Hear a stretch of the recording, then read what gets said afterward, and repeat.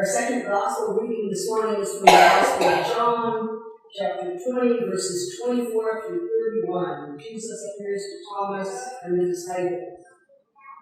Thomas, the one called Didymus, one of the 12, wasn't with the disciples when Jesus came. Another disciples told him, "We've seen the Lord."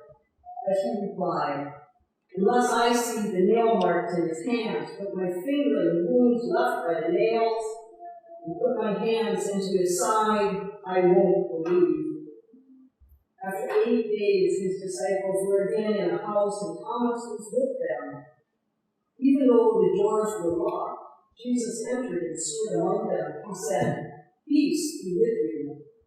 Then he said to Thomas, "Put your finger here. Look at my hands. Put your hand into my side. No more disbelief. Believe." Thomas responded to Jesus, "My Lord and my God." Jesus replied, "Do you believe because you have seen me? Happy are those who don't see and yet believe." Then Jesus did many other miraculous signs in his disciples' presence, signs that aren't recorded in these scrolls.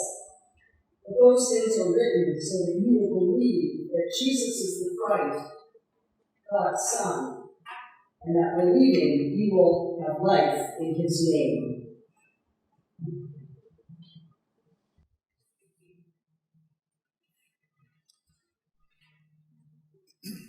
So it's a full service, so we'll kind of introduce the topic, and then I think the plan will be we'll continue the discussion Wednesday night at dinner church. So if you want to keep talking about this question, we'll keep talking on Wednesday. I did forget to announce one thing. In 2 weeks, we'll be at Gunn Park. So we won't be here. We'll be at Gunn Park for worship. Just a reminder about that.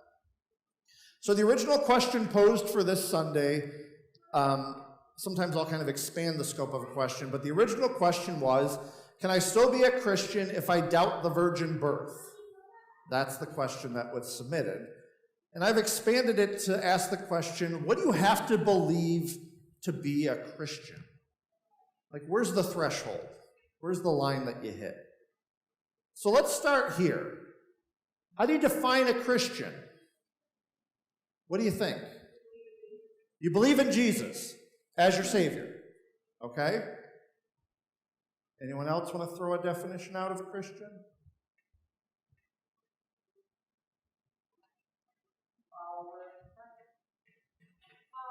A follower of Christ.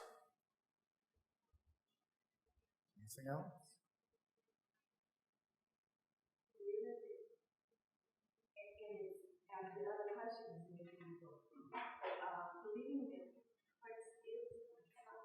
So believing that Christ is God's Son.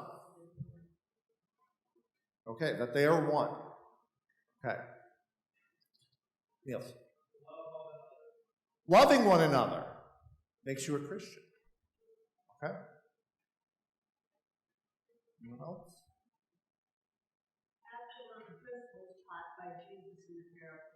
Acting on the principles taught by Jesus in the parables. So putting Jesus' teachings in the parables into practice. Okay. So depending on who you ask and from what tradition in Christianity, you're going to get very different answers to this question. What do you have to believe to be a Christian, and what is a Christian? In our tradition, we encompass kind of other traditions too. Our governing principles are two parts. The first part is called the Book of Confessions. That's this. You've probably never opened it. I'm not judging. I'm just observing. It's a record of historical documents worked out by councils of the church over the years to try to answer these questions. What does it mean to have faith? What does it mean to follow Jesus? What does it mean to be a Christian?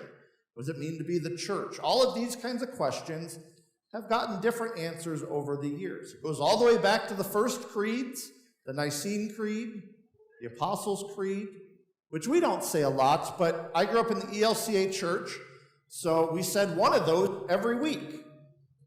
The week without communion, we said the Apostles' Creed. The week with communion, we said the Nicene Creed. And it's a breakdown of, these are the things we agree upon that we believe in. Now, there's never been complete consensus on those things throughout time, and we're still wrestling with them. But as I grew up, within this question, I think is almost a false assumption.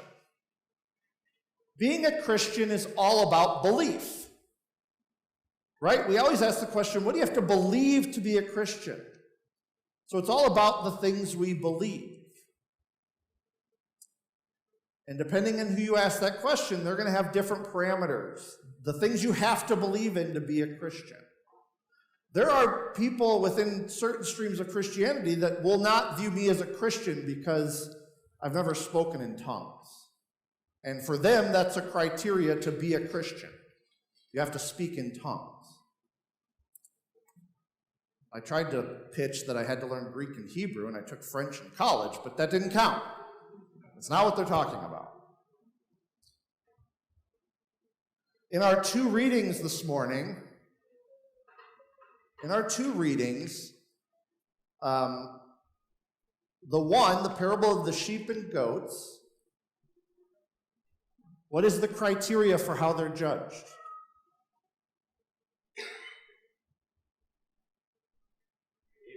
Behavior.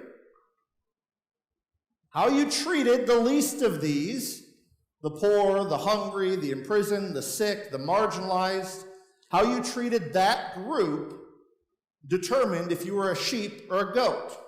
In that context, sheep are good, goats are bad. The parable of the sheep and goats doesn't mention belief. It's not a part of the criteria. It's an interesting parable. The other one, doubting Thomas. Poor Thomas, forever doubting. How does Jesus respond to Thomas's doubt? Remember, they came to Thomas and said, "We've seen the Lord." How does Thomas reply? "Unless I put my finger in the nail marks, I won't believe it." How did Jesus respond to Thomas? He provided what he needed to believe. He showed up and he said, "Thomas, put your hands here, put your fingers here, put your hand here." And he said, "You believe because you see, but blessed are those who believe and don't see."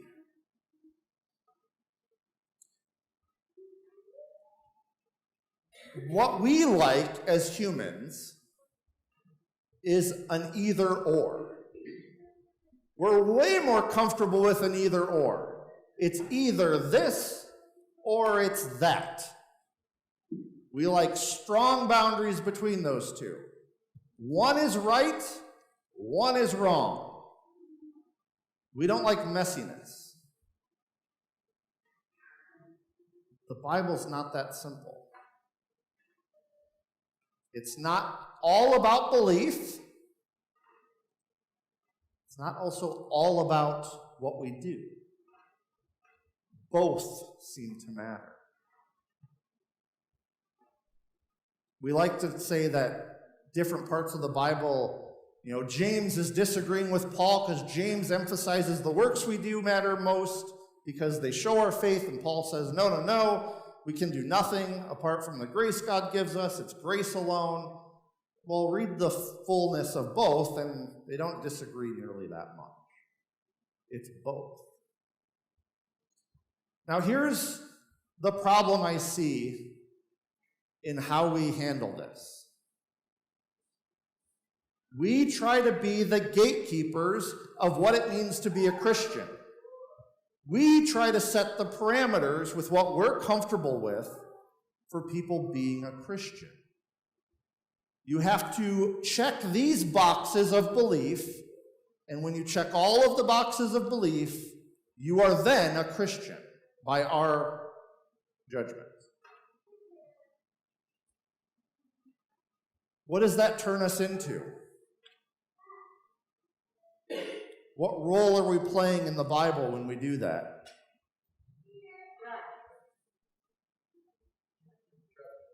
Who were the great judges? Pharisees. Turns us into the Pharisees. The Pharisees had it all figured out. They knew what it meant to follow the law and live an appropriate, righteous Jewish life. They determined the boxes you had to check and the life you had to live to be righteous. And none were more righteous than they were.